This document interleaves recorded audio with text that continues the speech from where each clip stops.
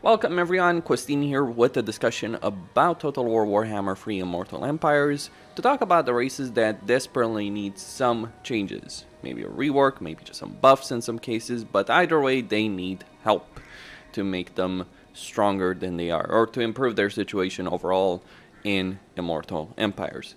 The first race to talk about is the Bestmen. Now, you might be wondering why the hell would I add the Bestmen on this list, because the Bestmen are incredibly strong. Well, except that they're actually not. See, the Beastmen get away with their weakness because they don't really have regular settlements. They just have Hearthstones, and Hearthstones have powerful garrisons that the AI will generally not attack. However, the Beastmen do have some fairly serious issues when it comes to them. They have a strong roster. They don't have to worry about an economy.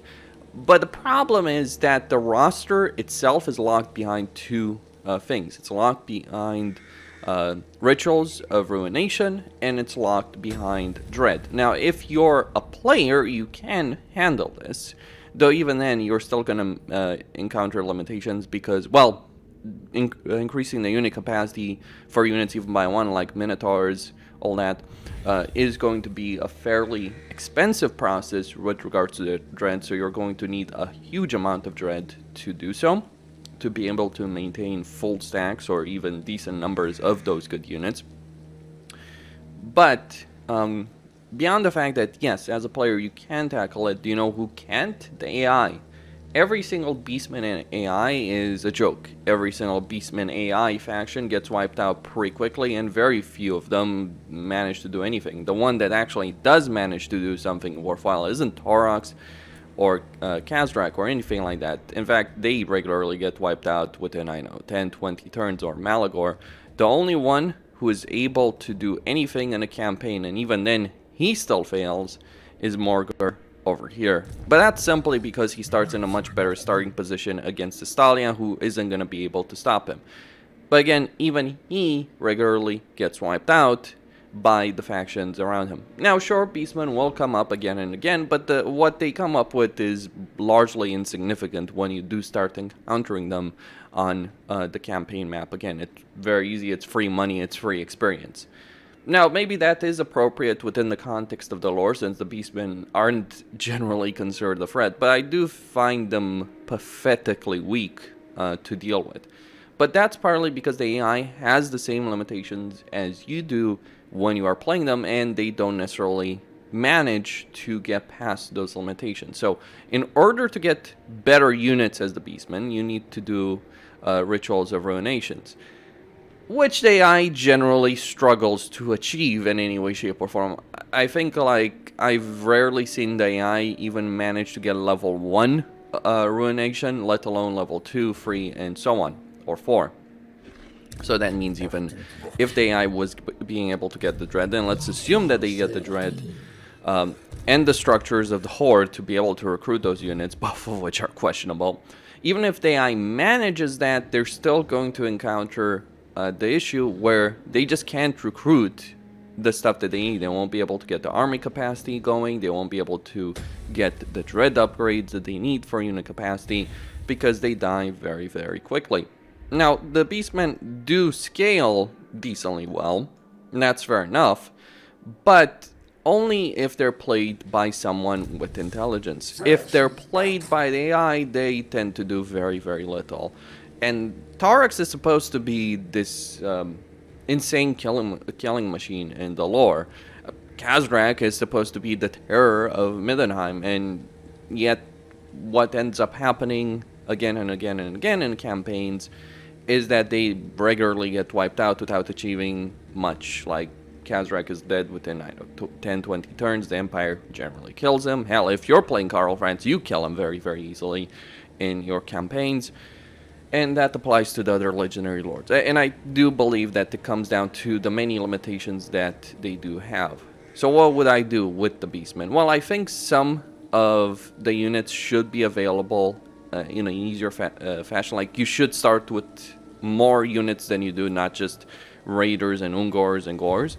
And then you should be able to get other things easier, both in terms of Dread and in terms of and in terms of ruination capacity. Of course, the issue that then gets created with that is how do you stop the Beastmen from steamrolling the map in that situation? Because they already can in the hands of the player. Well, that's a bit of a problem, right? Because Beastmen don't require money to recruit units. All of their units are recruited for free. I admit that would be a difficult balancing act. Like, how do you stop them from being too strong, but also giving them, like, maybe they need a later game nerf, but an early game buff. That's what I would personally argue. Maybe one of the ways to tackle that would be to make it more difficult to get some of the upgrades over here specifically for yourself as a player. Maybe doing that would help out.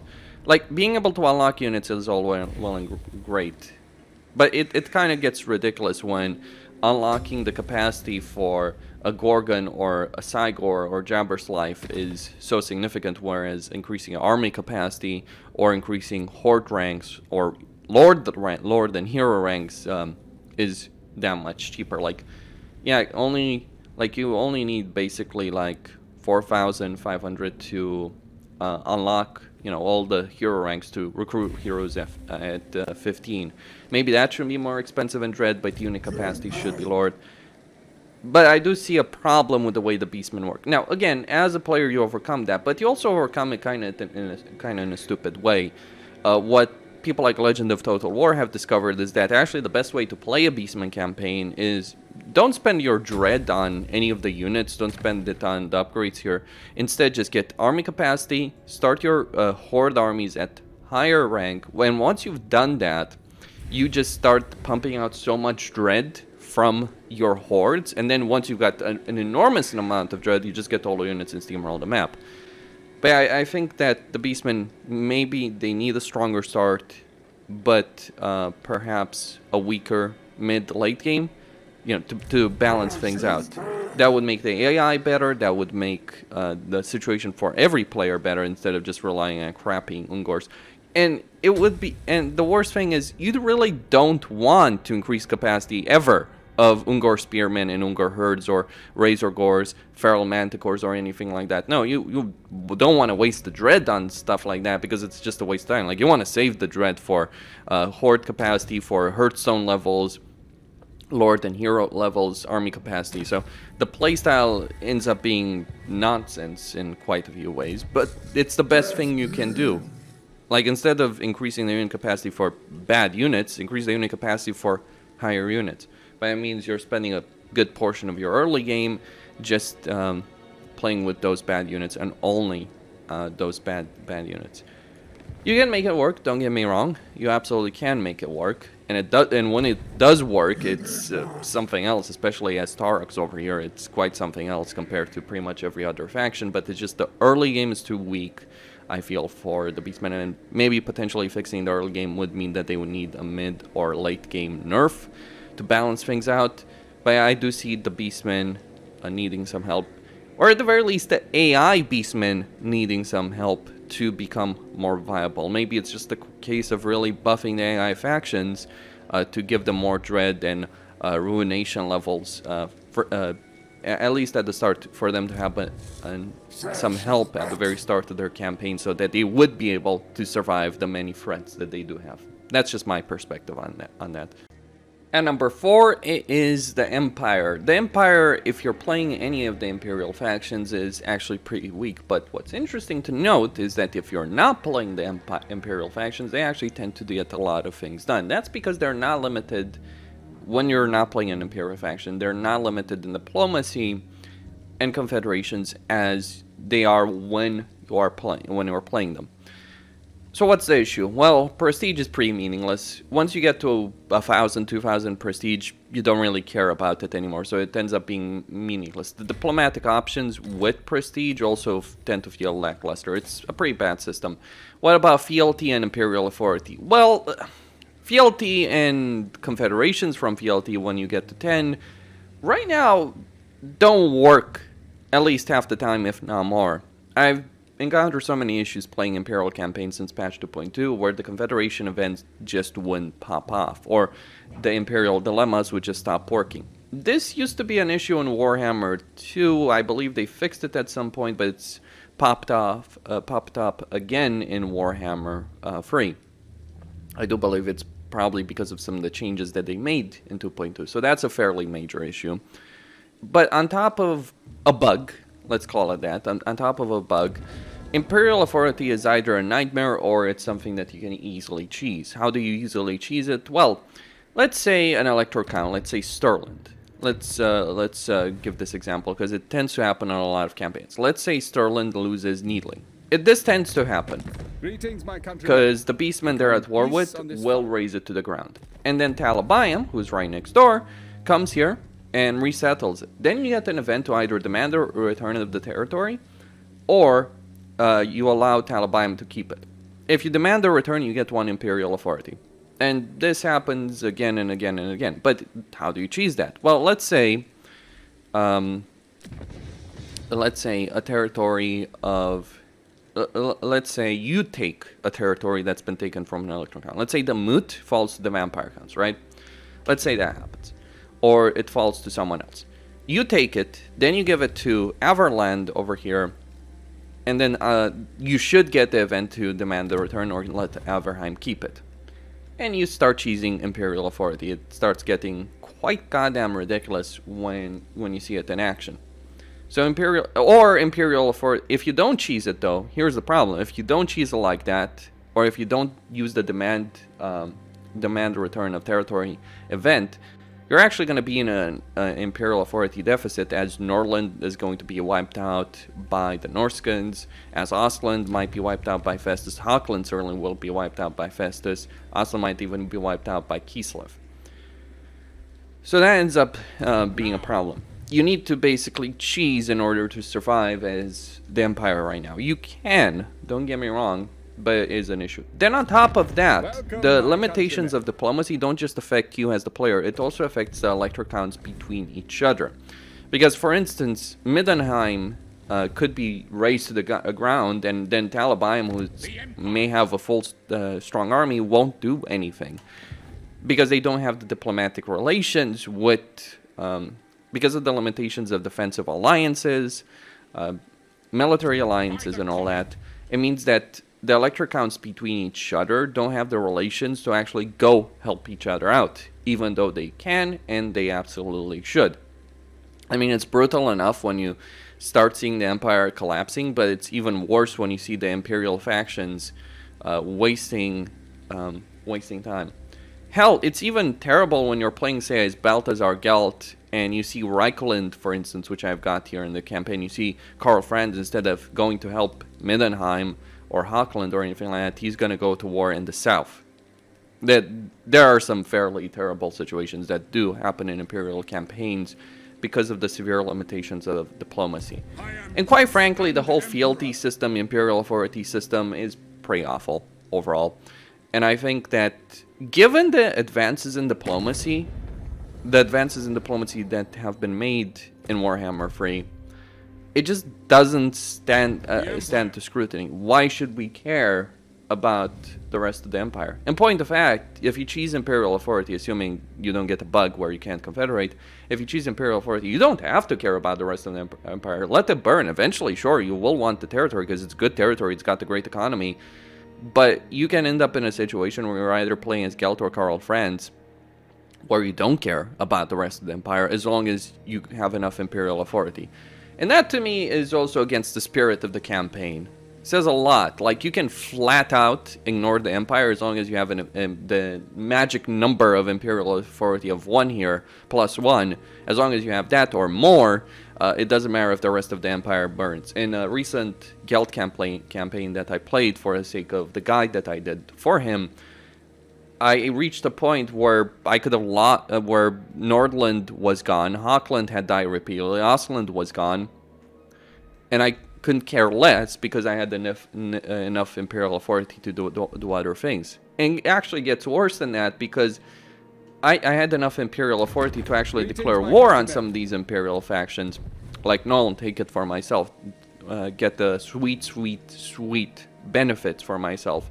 Again, flying in the face of the spirit, what this system is supposed to provide. It's so fucking horrible at the moment. It gets even worse, though.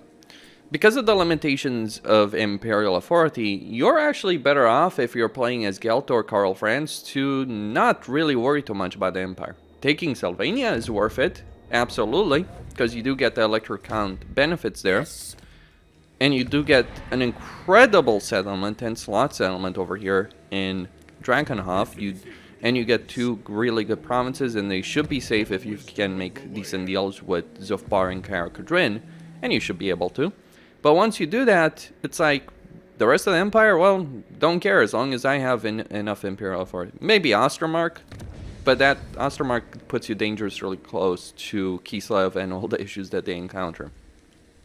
But the smarter thing to do, don't go north, don't try and hold the Empire together as long as you have Imperial authority, as long as you can gain it in some way, shape, or form. Don't care about that, it's a waste of time, your campaign is going to be awful. Instead, conquer Bretonnia, if you're Karl Franz, or if you're Gelt, conquer either the western border princes, 4-province region, really good.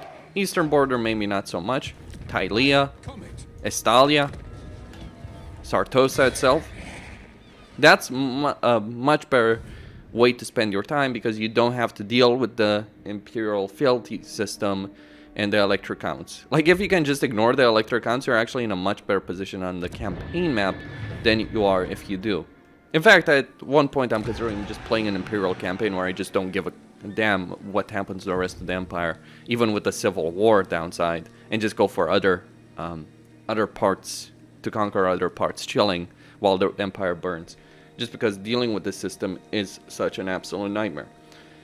And I don't think that's how it should work. You want an alternative? I'll give you an alternative. For instance, over here in Ulfwan, you have Alariel. And I think Alariel's campaign really shows how things can be different. Alariel cares about Ulfwan. But she cares about Ulfwan because if the High Elves don't control Inner and Outer Ulfwan, she gets major downsides. But she is not limited by a ridiculously stupid diplomatic system. She can conquer Safri, Illyrian. Yeah, maybe there's some issues with the fact that High Elves are fighting High Elves, fair enough. But limiting that in some way, shape, or form just ends up creating miserable situations on the campaign for yourself as a player. But again, Alariel has to care about Ulfwan. That's not the dispute. You do care about Ulfwan. You do care about getting benefits in your campaign as opposed to having the major debuffs that she has from the very start of her campaign. But you can overcome that, as opposed to the Empire where you start with major downsides and it doesn't get any better. Because here's the thing. Even if you can overcome that, it's actually not worth controlling much of the Empire. Like Midland, oh, it's a great province, 4 regions. It's like, yeah, but it's also vulnerable to Norska. Nordland certainly isn't worth it, 2 regions. That's absolutely not worth it most of the time. Hockland generally isn't worth it. Like, Midland might be worth it from an economic standpoint, and resource standpoint, but it's absolutely not worth it from the vulnerabilities it has. Ostermark can work. Sylvania is worth it, absolutely. But a lot of the Imperial regions just end up feeling worthless as far as I see it. It's not helped that you have quite a few regions that are just 2 provinces, or too many provinces that are 2 regions only, which limits their usefulness by a fairly significant amount. So yeah, for the Empire, it's the Imperial authority system, the fealty system, the bugs that they have with that as well, the ways they can cheese it, assuming that doesn't trigger the bug. It does, the Empire is in a pretty decent state, though, in a lot of ways. It's got a good economy. It's got pretty decent heroes. However, they also have issues with their units. Their melee infantry, in particular, is pretty weak. Because they don't have enough armor, they don't have good enough stats. Yeah, greatswords are pretty okay. Don't get me wrong on that. Greatswords can be pretty okay. But beyond that, the Empire feels fairly lacking when it comes to its infantry. Like, its range can be good, but they've got issues with that as well. Why do they have issues with range? Well, they have issues with range because although archers and crossbows will get the job done. Despite the range issues, they're pretty okay all the same. But the thing is, they're not too strong either. The units that they do have that are decently strong are obviously handgunners, but issues with range gunpowder units really screw them over. Cavalry, yeah, it's decent, but that's it. And unless we're talking about demigryphs. The Empire has severe issues. Like, the roster just isn't strong enough, especially when they're dealing with things like Norska. When you consider the issues of Norska, or the fact that the Empire may be surrounded by a lot of endgame events, like dealing with the Dwarves, for instance, as the Empire can be an absolute nightmare, or let alone things like the Wood Elves. Those kind of things can be an absolute nightmare. I do think that they've needed a rework for a very long time, and they never got one. They got improvements with the DLC they got for Warhammer 2. They got some improvements, but ultimately those improvements, it's actually quite hilarious. The improvements they brought were the Imperial Authority fealty system, and of course the Electro Count system with the special units, all that. But those improvements ended up biting you in the ass in a significant way. As the Empire. In fact, it's those quote-unquote improvements that are some of the biggest issues that the Empire has. So they need some work. They need an improvement to their roster. I feel some buffs, some buffs to their roster. I think I'm not sure how that would work for multiplayer. I admit I'm not in tune with the multiplayer balance, but on the campaign side of things, yeah, the Empire is too bloody weak with their roster. And on top of that, you do need a lot of structures to make it work, and although once you get things like Hellstorms and Demigryphs at tier 4, which is a very long road ahead, once you get that and Warrior Priests, you're in a pretty decent spot, but the Empire is very, very weak early on in a campaign. And by the way, this is something that does affect the AI Empire, because it just means the Empire is ripe for the taking, assuming you can actually take their territory. And that's absolutely something you can do. As the vampire counts, you can easily take over significant portions of the Empire. And like compare the two situations.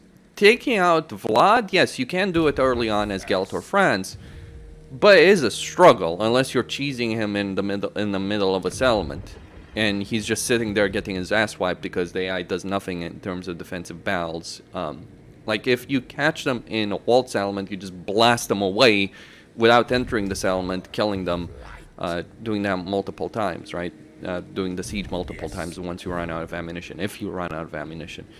But that's a cheese, let's be clear on that. If you're playing as Vlad, you steamroll the Empire with ease. Like, Everland won't stop you, Sturland won't stop you, Ostermark won't stop you. The biggest threat you encounter if you're playing the Vampire Counts is actually Draika.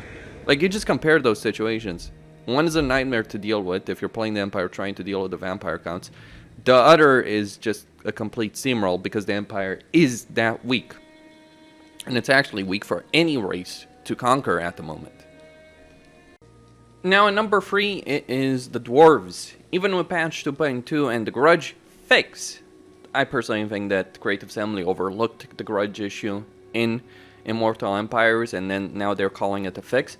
But even with Grudges no longer causing a significant amount of severity very quickly, there's still a lot of issues with Dwarves. And what are those issues? Well, it comes down to two big things as far as I see it. The Dwarves do have a decent economy with their buildings, but they are lacking in two crucial aspects. One is growth. Like, for instance, Forgrim over here starts with Kara Zakarak. You can transform that from tier 1 to tier 2 on turn 1, start working on that. But here's the problem.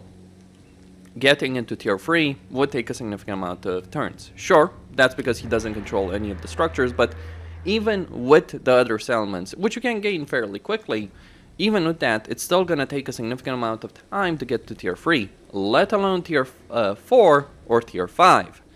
And that means that the Dwarves are going to struggle in a significant fashion to get access to their good units. Now, the Dwarves do have a good army. This is not an Imperial situation. They do actually have some really good units. Quarrelers, good infantry, good artillery. They're lacking in cavalry, and that obviously always has its own issues, but you can get some of that through allied recruitment. But one of the big problems for the Dwarves is building slots. Because of poor growth, you have limited building slots in your settlements, and because of that, it's just going to be hard to get all the structures you need to get your heroes, to get all the units. Like, for instance, and to get an economy, to get all the economic benefits. Because you can't just like, oh, I'm just going to get, you know, a unit recruitment in every settlement. That's going to make you dirt poor very quickly if you do that, then you ignore your economy, your public order, trade, etc. You're going to end up in a lot of problems if you do so. But pretty much, you do need the economy to support more than one army. You do need the economic buildings, but then to actually recruit the army, you need the unit recruitment. So that creates a lot of issues if you're playing the dwarves. It creates issues for yourself as the player and creates the issues for the AI dwarves. The dwarves are incredibly weak right now in the campaign, especially if they're not being played by a human player.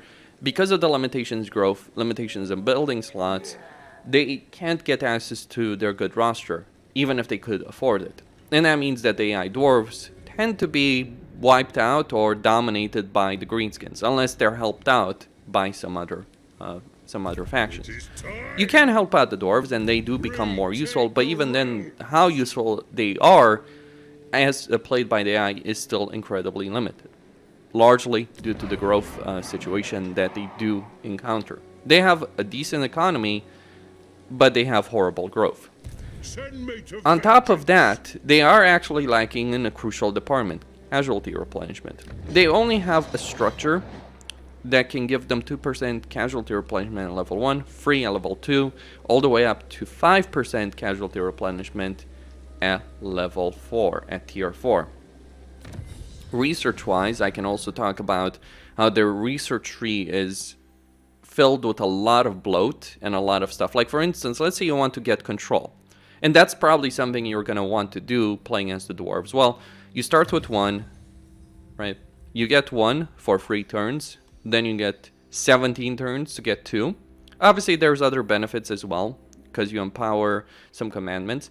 But to get 4 extra control, it takes you 22 turns as the dwarves. Whereas some other factions, or quite a few other factions, may be able to get that kind of similar level of control much quicker. So the dwarves, who are supposed to be masters of technology, end up falling behind in terms of technology. Like, sure, if you added everything up together here, it would be incredibly powerful, but it's practically impossible in any campaign to unlock the full tech tree.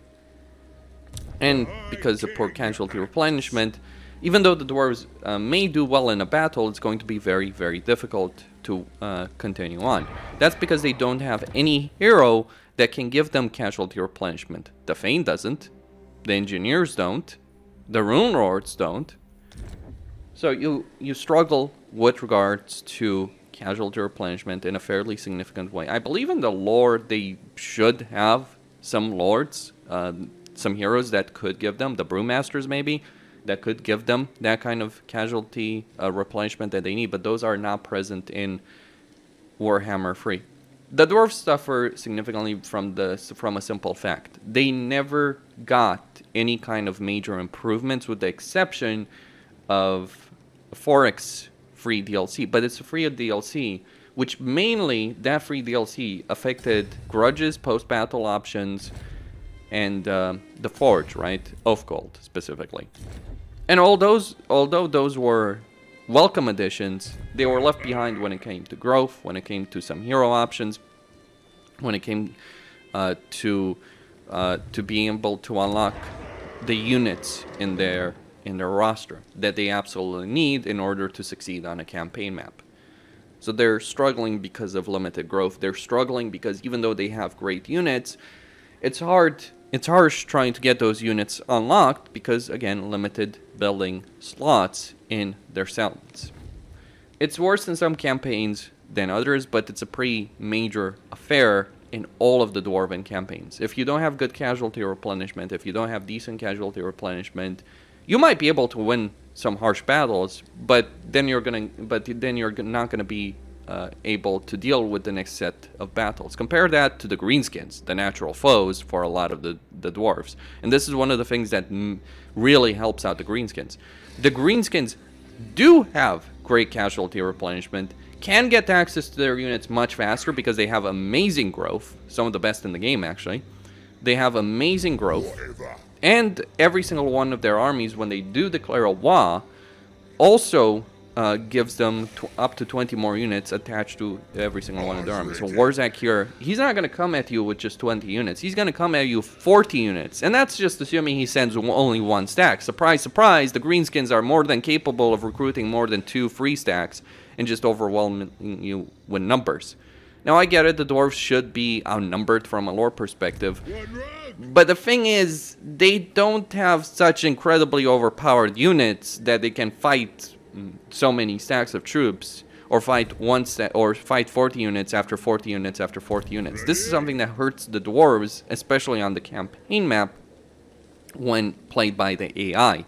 But even you as a player, it is an absolute nightmare dealing with the greenskin tide. And the greenskin tide, regardless of which of the major greenskin lords you're fighting against, is still going to be an issue. This is one of the key reasons actually why the best dwarven campaign in the game right now is Grumbrindle over here, because he doesn't have to deal with the greenskins. He gets to deal with the dark elves, who don't get that much benefits in terms of growth, economy, public order control rather, that the greenskins do get. He gets to deal with the dark elves and Skaven, and a minor Skaven faction at that Malekith is also fighting, and then eventually Valkia. And although Valkia is difficult, absolutely, she's still a much better fight to pick than dealing with Warzak and the other greenskins that do lie over here. Let alone the fact that as for Grim, you're also fighting against Skarsnik, and you've got Skaven as well, further to the south over here with Queek. And you, by the way, need that territory to deal with your grudges. The severity growth might have stopped, but it's still there. The severity can still grow to a substantial amount. Growth research limitations on being able to recruit units because of the growth, because no building slots, and casualty replenishment. They all play major factors that do affect the dwarves in a fairly substantial way. What it all really ends up being is that if you're playing the dwarves, you will have weaker armies. You'll have weaker armies because you won't be able to replenish them after a hard fight. And you will have fewer armies than anyone else, meaning that you are limited in how fast you can expand across your territory, creating major issues in any campaign that you do decide to play as the dwarves right now. I mean, compare this to the Empire. The Empire might have issues with their units or Imperial authority, but one of the issues that the Empire doesn't struggle with is being able to get numerous armies in their campaign, multiple armies in the campaign, because they have a better economy than you do, which is a bit ridiculous. They do have a better economy, they do have better access to resources in their own territory, and they can get access to a lot more unit recruitment than the dwarves can, and get access to more unit recruitment structures than you can as the dwarves. The Empire will get some of its best units far faster than the dwarves can. Like, in some ways they kind of play similarly, but yeah, the Empire, which is a pretty broken faction in its own right, is actually flat out better in a lot of ways than the dwarves. And honestly, if the Empire didn't have to deal with the Imperial authority system, they do it significantly better. But they do, and that is a major limitation. You don't have a system like that as the dwarves, but you get screwed over in every way that counts. And number 2, it is Kislev, specifically Tsarina Catherine or Kostaltin. Boris Ursus is in a much better situation, but I'll get to him in just a moment. He still has a lot of issues. So there are early game issues at Kislev that you can resolve if you're playing them, but then there are late game issues at Kislev. So early game issues. Well, the first one is the devotion system. The more settlements you have, the more devotion it costs to invoke the gods of Kislev. So actually having a massive empire as Kislev is detrimental to getting supporters, which you need in order to win your campaign. Regardless of how you cut it, you might say, oh, it doesn't matter. Well, you do need to get to 600 supporter regardless if you're playing as Catherine or Kostaltin. But you won't be able to do so easily with them because you only gain devotion by fighting Chaos, Warriors of Chaos, Northka, Demons of Chaos. You can get a lot from fighting Demons of Chaos, but they're all up in the far north. There's no demonic faction close enough to take advantage of that. And you do need a lot. Beyond just winning the supporter race and getting the diplomatic benefits with other Kislev factions, you just need them for the sake of invoking the gods and getting some of the benefits that the gods do provide you. It is bewildering to me that we can have incredibly powerful rights as the Dark Elves or High Elves that give you an enormous number of advantages, or even Skaven, that don't scale up in cost, and yet Kislev does. And on top of that, the rights that the High Elves and Skaven require only really cost gold. The Dark Elves require slaves, but not so ridiculous amount of cost in terms of slaves, and they can bring it down. If you're playing as Kislev, your cost is going to go up throughout your campaign, but the benefits are not necessarily going to improve. There is research to improve the invocations, absolutely, but I'll tell you something, the benefits that you get from upgrading these invocations, and it's quite a lot, 200 to improve it, are honestly not worth it. Like, just spending 200 devotion to get Urson better is absolutely not worth it. In point of fact, as Kislev, if you're playing as Kislev, and this is where it's gonna start sounding really stupid, if you're playing as Catherine, one of the things I'm starting to consider is that the best thing you could possibly do in your campaign, and I shit you not on this, would just be to wipe out much of this Chaos faction here, take 2 other settlements, but then just park an army next to the 3rd settlement of Fort Jakova, and just every turn sack it again and again and again and again just to get the devotions. Now, creating a situation where the best thing you can do in your campaign is just to spend numerous turns just to sack a settlement reminds me of some of the worst things that were happening on Warhammer 2, where that kind of strategy was pretty much mandatory for certain legendary lords, especially on a higher difficulty. But you'd want to do this as Kislev potentially on all difficulties, not for the economy, not for the experience that you may gain on your heroes, but just purely to fill the devotion meter. Or you can play with the mod that gives you devotion from all enemies. That does help a lot, don't get me wrong. Like, I've played with that mod, it's made the campaign better, but even then, it still doesn't solve the other issues that Kislev has. So Kislev has fairly weak units early on with just Kossars. You can upgrade them, make them decent, but you may end up in a situation where the only thing really you're getting in your armies, if you're playing vanilla, is regular Kossars, because other units may be too expensive. Armor Kossars are decent, but they're not amazing. They're just that, decent melee units. Well, decent hybrid unit. I think Kislev does suffer from the fact that it does have these hybrid units.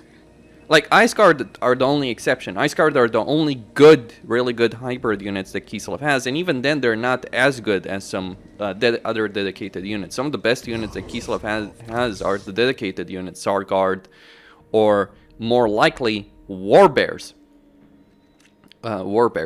Unit roster-wise, they also struggle with getting artillery. Why is artillery important? Oh, I don't know. Sieges. Very important, because if you don't have artillery, it means you can't break down the walls, you can't destroy the wall towers. It means that you're ending up in a lot of siege situations where the best things you can either do are having such a strong army that you're auto-resolving every siege, because you're going to be terrible in terms of the gameplay, or you just park your army outside of a settlement walls. You may take some damage from the wall towers, or not, dependent on whether or not there's a dead zone that you can exploit, and you just park your army outside. You can't go in the settlement because your melee is not good enough to win a settlement battle, a siege battle. Even if you spend time getting towers and rams and all that, or using wall ladders, you're just not going to be able to win the fight inside the settlement, because much of your army is going to be made up of Kossar. So it's just better to auto-resolve those kind of situations. Or just sit outside the settlement in a dead zone, drive the enemy, or if you're not in a dead zone, drive the enemy from the walls ranged units, and then kill them. You can win fights against much stronger armies, but it's not exactly the greatest gameplay style. And it's because you're very limited in the units that you can recruit in your campaign.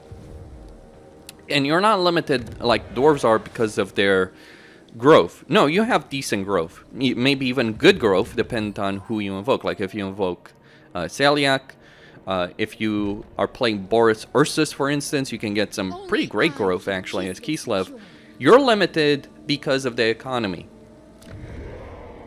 You're limited with the economy because if, let me just start to resolve this over here as Catherine and just show you what kind of buildings you have in these minor settlements. It is mine by right. Like if I look over here, economically, this is where the problems start going. So you get for 1,000 gold, structure gives you 100 income. This would take you 10 turns to pay back the costs that you've spent. 10 fucking turns. And you don't get easy access to modifiers that would make these structures worth it. Unless you go against the very spirit of what the Kislev campaign is supposed to be about. Now, I believe firmly, from a lore perspective, that Kislev should fight chaos. I also believe that's the intention of the developers. But that is absolutely one of the worst ways to play a Kislev campaign right now. Why is that? Well, because if you're fighting in the north, let's look at the northern territories. Yes, you have the 3 big cities, though if you're playing Catherine Costalton, you won't get one of them because it's held by your rival. Yes, you have those 3 big cities, they're worth it, but the oblasts are not. The Eastern Oblast, Troll Country, or Western Oblast. In fact, you're actually much better off taking those territories for yourself initially and then trading them for money to other factions. Like giving Troll Country maybe to Krakadrak so they stay alive and form a barrier, or giving them to Kostalton, or a combination of both. Or taking Prague and then taking some territory here in the east to make and giving it back to Prague, to the clan here, while you keep the city of Prague, but you give back some of the Eastern Oblast so they form a barrier. That is not necessarily great when the very territory that you border is absolutely worthless for you to hold as a player, because the economy in those territories is not going to add a lot. Now you might argue, oh, you get atamans. Yeah, but it's actually hard to get more than 2 atamans because you need to have a decent amount of territory, and the territory over here is just absolutely not worth it. Krakadrak is worth it, don't get me wrong. But Krakadrak is obviously not Kislev territory, and if you do hold Krakadrak, you're just exposing yourself to more enemies from the north, which isn't something worth doing. And you won't have the economy to support a lot of armies running around to put down the fires, so to speak. So what do you do as Kislev? And this is where I think they're broken. Because of their weak economy, the lack of resources and unique structures in Kislev itself, because of those things combined, the best possible thing you can do as Kislev is to flat out conquer the Empire. I'm not joking. Consider the Empire. Consider the Ostermark. It's a 4-region province, right? And it's got Patri in their capital. It's got pastures over here, which will increase your growth, allowing you to get to higher tier. And it's far, far safer than the front line over here in the north. Like, one of the things I've discovered playing Kislev campaigns is that even if you get past the early game issues, which are Fraught, Azazel, Trog, even if you solve those issues, even if you're using a mod so you don't have to worry about devotion, even then, and you get to hold on the supporter system and the invocation issues, even then trying to hold this territory is a waste of your time. Boris Ursus here, he's just going to end up dead, because you can't help him. Because if you help him, you're wasting your time. You need to expand too far north, and he's not going to be so willing to confederate with you either. Unless you go far into the chaos waste to take some territory to give to him. So he's generally going to end up dead in a lot of campaigns. You're much better off taking out Azag, taking out Ostermark, after you've dealt with Fraught and Azazel. Like, basically, what you do as Kislev, you do the minimal required, so Kostalton stays alive, maybe Krakadrak stays alive, maybe Prague or some of their territory in Prague. Like you want to take Prague for yourself, but maybe they stay alive here in the east. And meanwhile, while you offer minimal support to them, you go down south here and you conquer the goddamn empire. The reason you conquer the empire is because they offer a lot more to you than if you're just staying north. Like, for the same reasons that Drakenhof is great if you're playing as Gelt or France, is the same reason it's great for Kislev. But forget about dealing with the vampire counts.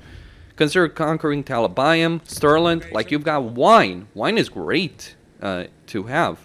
Control, wine production, giving you trade resources. The reason all of this is important, the reason the empire is so useful is because of trade resources. See, these structures here, if you get the market road or the caravan road to tier 4 or tier 5, you get a lot more trade resources. But that won't matter if you don't have any trade resources to actually use, and you're very limited in terms of what you have in Kislev. I mean, Prague and Kislev themselves do have a lot. There's timber over here in Volksgrad. That's pretty much it. That's all there is to it. Like, there's just some timber. Maybe some iron over here if you take the mountains here. But if you take the mountains, you're just exposing yourself to more and more enemies. You don't want to do that. The smarter campaign plan is do the minimal requirement. Even if you're not using a mod to give you devotion from all enemies, it's better off to flat out ignore the supporter system, flat out ignore the devotion situation, flat out ignore a lot of those things. Save devotion, the limited devotion that you're going to get for the special structures in Kislev cities. Save it for that. Get some devotion early on by fighting Azazel, maybe Trog, and then head down south and conquer the Ostermark. Or liberate it from Draika, who's likely going to take it. Or wait until Draika and Azak, this tends to happen now in the campaigns with patch 2.2, wait until Azak and Draika have weakened each other significantly, and then go to war with both of them, take their territory, end up far more powerful than you would be if you're dealing with the Norscan situation, the Trog situation, the Chaos situation. Like, this just flies in the very spirit of what this campaign should be about. Now, I don't necessarily believe Kislev should be a campaign about conquering the Chaos Wastes, but it should probably be more of a campaign similar to how the Wood Elves have it, where you're playing a very defensive-oriented campaign where you're trying to hold on to the core territory. But here's the thing, the Wood Elves make that work because they gain a lot from just holding their unique cities, right? Their unique settlements. You don't. Like, the Kislev cities, they're okay, but they don't hold a candle to the economic potential that the Wood Elves have in their own settlements, or, hell, the economic potential of a single Dark Fortress, like the Warriors of Chaos have. So, as a result of that, or the Skaven, right? Skaven, you want to compare the sheer amount of money that Hellpit or Skavenblight can generate for you versus what the Kislev city generates? Because there's a huge difference. Like, the Skaven generate a lot more, and Warriors of Chaos generate a lot more. The reason they do so is because they have special structures to improve the income they improve the income flat out in the entire province. For Warriors of Chaos, that's an economic benefit of 50%. For the Skaven, it's the same. You don't have a structure like that if you're playing as Kislev, so your economy is limited. There are ways to do it, but the ways to do it is to fly in the very spirit of what this campaign should be about and take over the Empire. Or large tracts of it. Ostermark, Stirland, maybe not Averheim, but certainly Stirland is worth it. Ostermark is worth it. Sylvania is worth it. The mountains over here are worth it. The gold mines. Ostland may be worth it because they have another gold mine. And even then, even if you do conquer all this, and even if you do solve your economic issues, you're still going to encounter issues due to the limitations of your unit roster. Artillery is tier 4. It's a hell of a thing to get low grumps. It's not that they're bad. No, they're good artillery units, especially for knocking down walls, for siege purposes. But even then, requiring tier 4 to get any kind of artillery is an absolute nightmare. That creates severe limitations in terms of how you can expand across the map. The best Kislevite lord is Boris, and if you play him, The reason he's the best is, one, he starts with a much better army. Two, he buffs war bears and elemental bears and Sarguard, which gives him significant advantages in terms of battle. And three, he doesn't have to care about the supporter system. He doesn't have to care about and thus he doesn't have to worry about keeping invocations up. And on top of that, he has a lot of flexibility where you can go. Like, what do you do as Boris? Well, you take out this initial army, gain a significant amount of devotion because they're demons. You take the Tower of Torment. Then you spend 2 turns with global recruitment and local recruitment getting a bunch of Kossars. And then you head to Frozen Landing and conquer it. Or at least conquer Frozen Landing itself. And then you conquer Prague. And once Prague is under your control, well, once Prague is under your control, deal with Vlad, Azazel, stabilize the situation in Kislev, and then get the hell out of Kislev ASAP. Let Catherine and Castalton deal with that while you're heading down south here to conquer the Empire, because that's a much, much better situation for your campaign than trying to fight in the Chaos Wastes. It's a waste of time to fight in the Chaos Wastes because your economy is pretty bad. Your economy is going to be even worse if you're fighting in the Chaos Wastes itself. So again, flies in the face of what Kislev's campaign should be about because of the way it's been designed. Like, their economy is just flat out too weak, and they have a lot of settlements that don't offer them any special structures, and they also have the Chaos Wasteland very close to them with factions that want to kill them, but you can't. But taking that territory for yourself is very useless because you're going to spend a lot of money with very little in return if you do take the Chaos Wastes.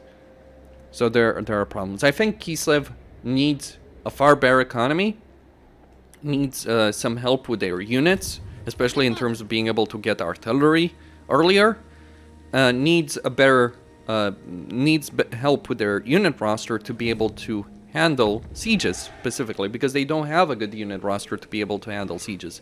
Even if you do bring down the walls, you're not going to have a different plan than just sniping the entire enemy army from outside the walls, because yeah, that's just the best way to play it. Sending your units inside the walls to actually capture the settlement is just going to get them killed very quickly. So a large number of issues for Kislev, making their campaign fairly terrible right now. Some people say, oh, Legend of Total War and others played a Kislev campaign. Yeah, but do note what Legend of Total War was doing, because he conquered the Empire, or portions of the Empire anyway, to make that work. You can make it work, don't get me wrong. You can make it work as any race or lord. That doesn't mean there aren't problems, and Kislev has some of the worst problems in the game right now. Finally, at number 1, it is the Demons of Chaos. All of them, be it the Demon Prince, Skarbrand, Kugaf, Nakari, or Kairos. They're all fairly weak, or they have major issues in their campaigns.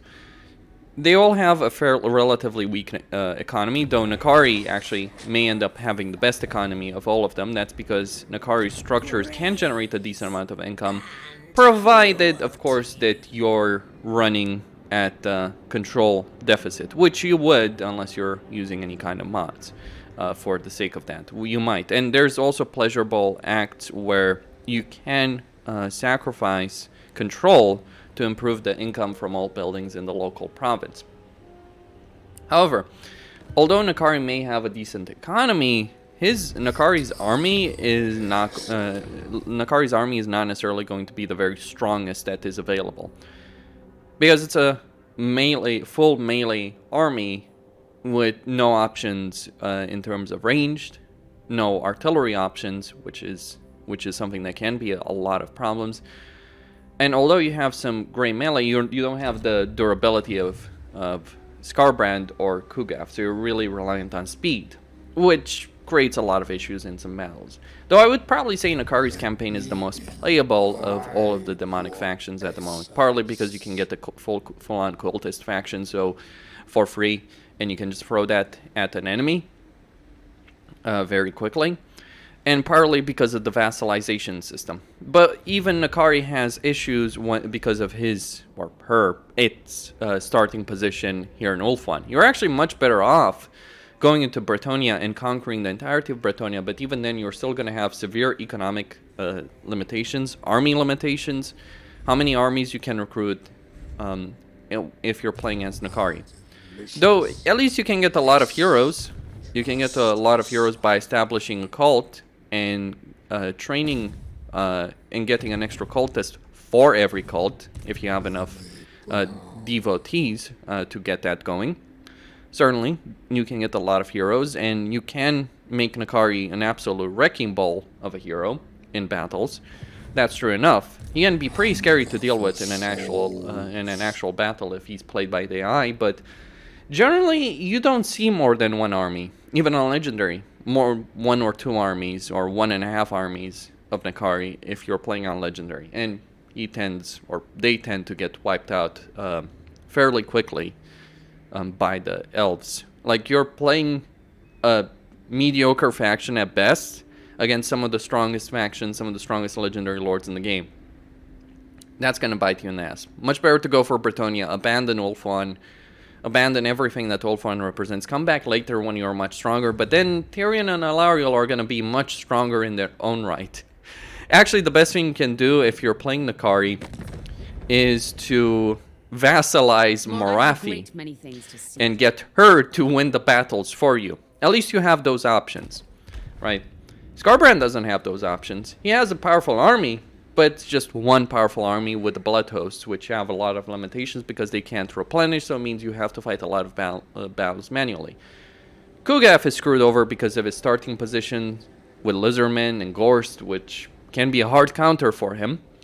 The Demon Prince is screwed over because he's got Malice Darkblade, but even if he doesn't end up in a war with Malice Darkblade, he's got the weakest economy and the worst army, the worst initial army of all of them, and he doesn't necessarily scale that much better later on in the campaign. And it actually says a lot, actually, that Kugaf, Nakari, the Demon Prince, and Skarbrand, they all can benefit immensely in their campaigns, all of them, if they abandon their initial provinces. Like, if you're going in Norska as the Demon Prince, that's a much better plan than trying to hold on to the initial area to the north. Come back later, but deal with Norska first, subjugate them first. Because it's actually going to work out better for you. Kugaf is going to struggle in terms of leaving his initial province, but even if he does and doesn't have to deal with the annoying enemies, he's probably going to be much better off. Or Nakari going after Bretonnia.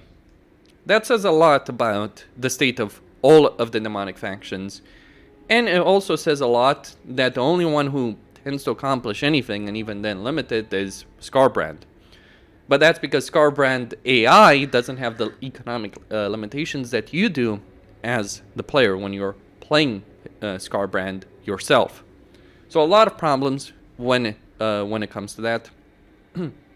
A lot of issues with the demonic factions because of their economy. It's just too weak. And even Nakari's economy, which is better than all of them, even then that comes with a lot of strings attached.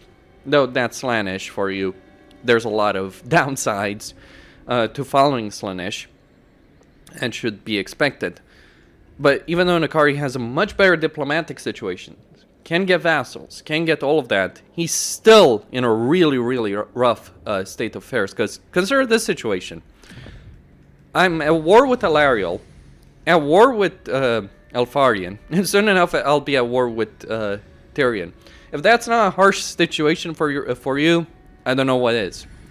Sure, I could not have gone for Ivris. I could have gone for Alariel directly. Maybe wiped her out. Got a vassal out of the Scourge of Cain. That's true enough. And that's absolutely true enough. There are choices, or maybe try and make a vassal out of Tyrion, Alariel, or Elfarian, though the High Elves are fairly resistant to being subjugated by you, so it's a bit of an issue. The only reason you get subjugation of Safri is because you start with a great deal. You start with a great deal already when it comes to that, and they have a fully established cult already over here. So yeah, a lot of issues with the demonic factions. I think they all need a better economy. They need a greater variety in their unit roster, and they need all of that to deal with the many threats that they have to struggle with at the start. Like, just improve their economy, hell, double the economic power of all of them. Maybe not Akari, but even Akari could use a benefit, or just make it less annoying with getting that extra economic benefit for Akari. But even then, I'd still think Akari could use an economic buff to maintain more armies, and move them away from being factions that rely on a gimmick or some cheese or some special mechanic. Move them more into being to having a stronger economy, being able to recruit more armies. Because the problem with cultists or blood hosts or the parts, which honestly are worthless overall for the Demon Prince, the problem with those kind of mechanics, yes, they're nice tricks, but they're limited in how many times you can use them, and the usefulness they're going to create, the usefulness in a campaign is, as a result of that, going to be incredibly limited. Like, I'll take having an extra full stack of troops as opposed to a bloody disciple army. And that's where I stand on that particular subject. Or being able to recruit an extra full stack as Scarbrand as opposed to relying on the continuous stream of blood hosts. Because there's a lot of limitations. There's a lot of strings that come with that. With all the mechanics, all the special mechanics that these demonic factions have. And it's not like their units in battle are so incredibly overpowered. Bloodletters are, don't get me wrong, but Bloodletters are more of a counter to heavily armored units, which you won't necessarily be encountering a lot early on in your campaign.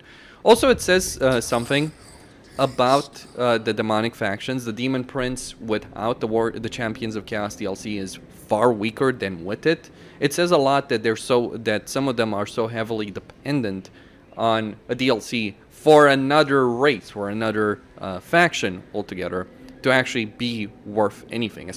This especially applies to the Demon Prince, but it also applies to Scarbrand to an extent, and others as well. And the Warriors of Chaos just blow them out of the water completely. Hell, even the Beastmen are generally better. For all the issues the Beastmen have, they're better, or they can get better than the Demons of Chaos. It's really about scalability, ultimately, as far as I see it. Because you might be strong against, with your army, you might be pretty good with one army against another army, but it's not just about fighting with one army against another. When you're playing this game in Immortal Empires, you can expect that the AI to have multiple armies that they can throw against you at once. And that quickly becomes an issue. And while someone like Scarbrand can deal with that with the Blood Hosts, again, significant downsides with the Blood Hosts because of the replenishment and because of their cost that they're going to have on your economy. And that's all I had to say. Costin here, signing out. Don't forget to subscribe, like, enable notifications, and I'll see you next time.